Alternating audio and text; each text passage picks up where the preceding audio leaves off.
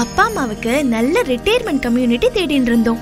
அப்பதான் Srivatsam phase 2 Kaustubham retirement community பத்தி தெரிஞ்சிட்டோம். சீனியர் சிட்டிசன்ஸ்க்காக நம்ம கௌஸ்துபம்ல ambulance facility, house keeping, senior gym, high class vegetarian food, Shiva Vishnu ஆலயம், பாடசாலை, கோசாலை, walking track, park, travel arrangements, 24 hours security, 24 hours power backup generator, indoor games, entertainment programs. இப்படி பெரியவாளுக்கான சகல வசதிகளோட அமைஞ்சதுதான் Srivatsam phase 2 Kaustubham retirement community. Thiruvidaimarudur Sri Mahalinga Swami திருக்கோவில் இருந்து 800 மீட்டர்ல அமைஞ்சதுதான் நம்ம கௌஸ்துபம் ட்ரெடிஷனல் ரிட்டையர்மெண்ட் கம்யூனிட்டி.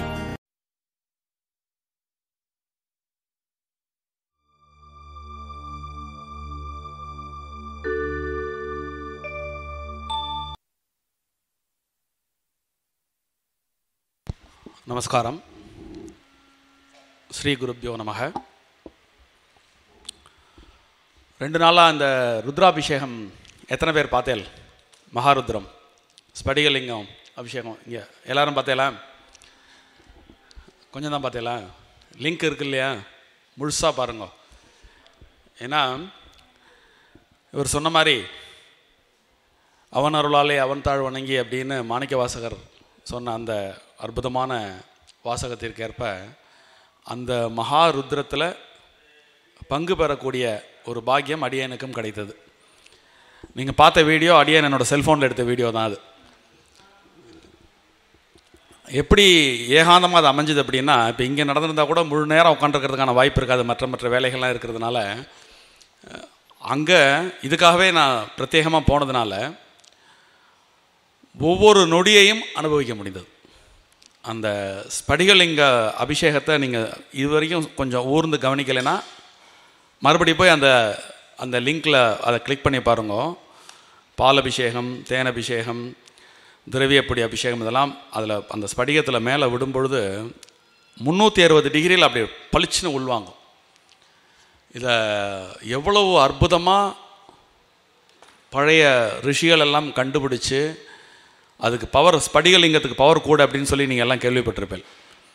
அது என்ன அப்படிங்கிறத அங்கே நேரடியாக பார்க்கக்கூடிய ஒரு வாய்ப்பு கிடச்சிது.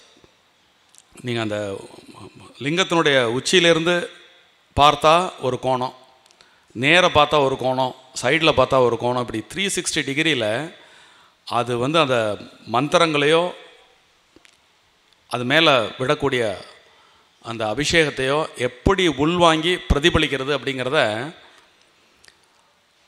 அது ஒரு இன்விசிபிளான ஒரு ஆக்ட் விசிபிளாக பார்க்கலாம். அதுதான் ஸ்படிகலிங்கத்தினுடைய ஸ்பெஷல். ஸோ அந்த 2 நாளும் அடியன் அணு அணுவாக அந்த பரமானந்தத்தை அனுபவித்தேன் அப்படின்னு சொன்னால் அது மிகையாகாது.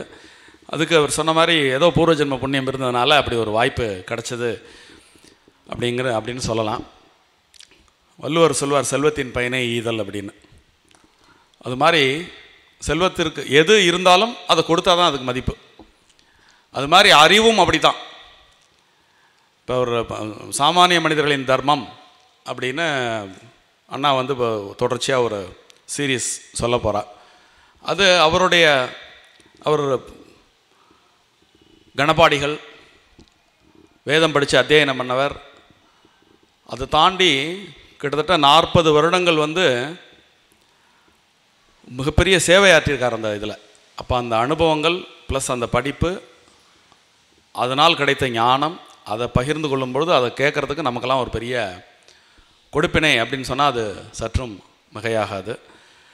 இப்போது இந்த குரு பூஜை அப்படிங்கிற ஒரு விஷயம் ஒரு தனி மனிதனை என்ன செய்யும் அப்படின்னு அடியேன் அறிந்த வகையில் ஒரு அறிவியல் பார்வையிலே இதை நம்ம நோக்கலாம். திருமூலர் ரொம்ப அழகாக ஒரு 4 வரியில்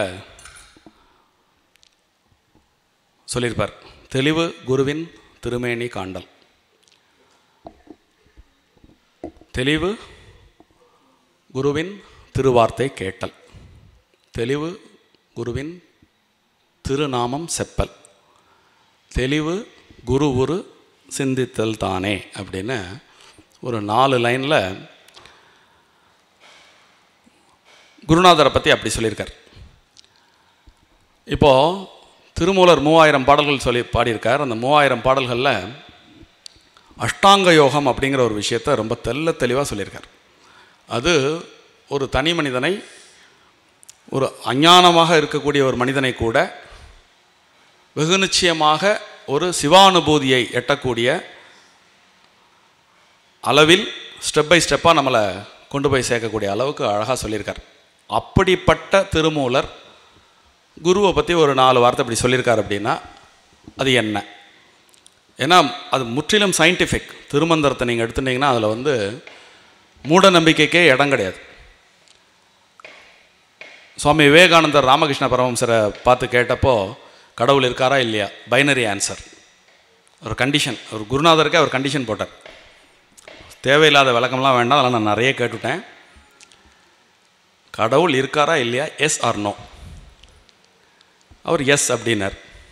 அடுத்த கேள்வி மறுபடியும் binary, no more detailed explanation.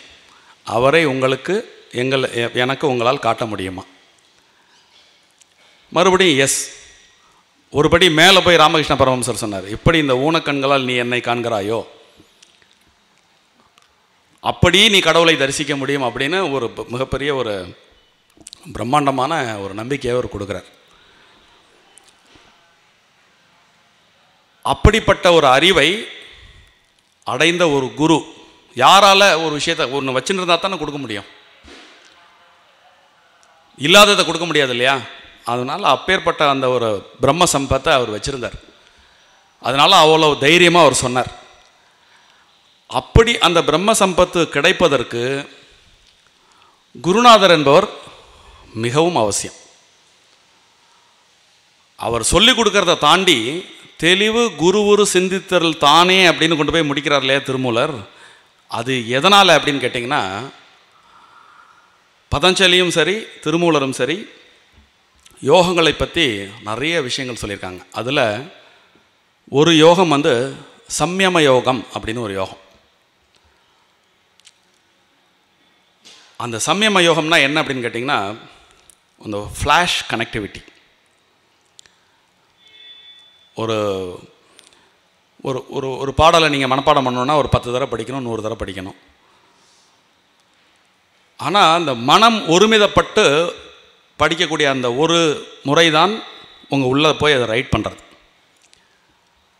இந்த சம்யம யோகாவில் விவேகானந்தர் ரொம்ப அவருடைய ராஜயோகம்ங்கிற பாட்டில் இந்த சம்யம யோகா பற்றி நிறைய சொல்கிறார். அத்வைதம் என்ன சொல்கிறது, நீ அது ஆவாய் அப்படிங்கிற சொல்கிறது இல்லையா? அது மாதிரி நீங்கள் எதை நோக்கி தவம் இருக்கிறீர்களோ, எதை நீங்கள் வேண்டுகிறீர்களோ அது ஒரு அந்த ஃப்ளாஷ் பாயிண்டில் கனெக்ட் ஆகி உங்களுக்கு கிடச்சி போயிடும். அது காலத்தை வென்று 5 வருஷத்தில் நடக்க ஒரு விஷயம், 50 வருஷத்தில் நடக்கிற விஷயம், 500 வருஷத்தில் கூட நடக்க முடியாத ஒரு விஷயம் 5 செகண்டில் நடக்கும். அதுக்கு பேர் தான் சம்யம யோகம். அந்த சம்யம யோகம் சாதாரண மனிதர்களுக்கு எப்படி சித்திக்கும் அப்படின்னு கேட்டிங்கன்னா, ஒரு தகுதி வாய்ந்த குரு, அவரை நீங்கள் மானசீகமாக அவர் சொல்கிறத படிக்கணுங்கிற அவசியம் கூட கிடையாது. அந்த குருநாதரை நீங்கள் நினைக்கும் பொழுது நீங்கள் அவரோட கனெக்ட் ஆகிறீங்க. இப்போ அவருடைய குணங்கள், அவருடைய அறிவு, அவருடைய ஞானம், நீங்கள் எந்த டெப்த்தில் கனெக்ட் ஆகிறீங்களோ அந்த டெப்த்தில் உங்களை வந்து அடையும். அப்படிங்கிறது தான் அந்த சம்யம யோகத்தினுடைய சாராம்சம். அந்த வகையில் நம்ம மாதம் அப்படி இது ஒரு ஒரு ஒரு ஒரு கனெக்டிங் பாயிண்ட்டுன்னு வச்சுக்கலாம். இந்த அனுஷ பூஜையை வந்து ஒரு கனெக்டிங் பாயிண்ட்டுன்னு வச்சுக்கலாம். ஒரு மாதத்துக்கு ஒரு தடவை நம்ம அவருக்கு பூஜை பண்ணி கொஞ்சம் நேரம் அவரை பற்றி சிந்திச்சுட்டு இருக்கும்பொழுது அவருடைய ஆத்ம குணங்கள் நம்மை அறியாமல் நம்மை வந்து சேர்வதற்கு ஒரு மிகப்பெரிய வாய்ப்பாக அமையும் என்று கூறிக்கொண்டு வாய்ப்புக்கு நன்றி கூறி அமைகிறேன். நன்றி.